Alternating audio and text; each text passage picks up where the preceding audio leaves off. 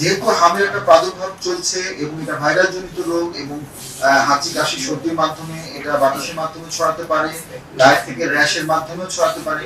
সেই জন্য এই ধরনের অসুস্থতার লক্ষণ যদি কোনো শিশুর থেকে থাকে তাকে কিছুদিন আইসোলেশনে রাখাটা হচ্ছে সবচেয়ে বুদ্ধিমানের কাজ। সেই শিশুটা যদি 7 দিন আইসোলেশনে থাকে এবং সুস্থ হওয়ার পরে তারপর যদি সে অন্য শিশুদের সাথে মিশে স্কুলে যায়, বিশেষ করে স্কুলে যায়, তাহলে আশা করি আর রোগটা ওরকম ভাবে ছড়াবে না। আসলে আমাদের আউটব্রেকটা হয়েছিল আপনারা জানেন নাটোর জেলাতে একটাই আউটব্রেক হয়েছিল, সেটা জানুয়ারি মাসে।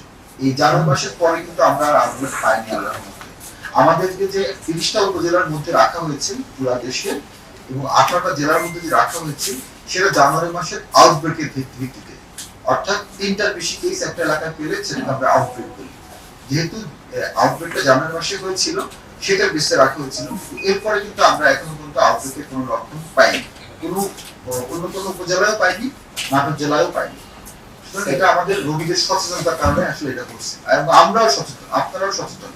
জানুয়ারি মাসে যখন আমরা আউটব্রেক পেলাম আমরা কিন্তু বসেছিলাম এবং আপনারাও রিপোর্ট করেছেন, বসেছিলেন না, সহযোগিতা করেছেন, সবাই অ্যাক্টিভলি পার্টিসিপেট করছে, চিকিৎসা করছে। আমরা সার্চ করে বাড়ি বাড়ি গিয়ে সার্চ করে রোগীদের স্যাম্পলগুলো পাঠিয়েছি। তার কারণে কিন্তু আমাদের আজকে 15টা পজিটিভ। বাঙালি কিন্তু 15টা পজিটিভও পেতাম না। অনেক বাচ্চা কিন্তু অ্যাপারেন্টলি সুস্থ কিন্তু তার ভিতরে হামির জীবাণু আছে। কারণ আমার বাচ্চা যদি হামের আক্রান্ত হয়, আপনার বাচ্চা যদি হামের আক্রান্ত না হয়, আপনার বাচ্চা আমার বাচ্চার সংস্পর্শে আসলে তার শরীরে হামের পজিটিভ পাওয়া যেতে পারে। ওই যে সার্চিং, ওগুলো আমরা গুরুত্ব দিয়েছি এবং দিয়েছি বলেই আপনাদের সহযোগিতা দিয়েছি বলেই 15টা পজিটিভ।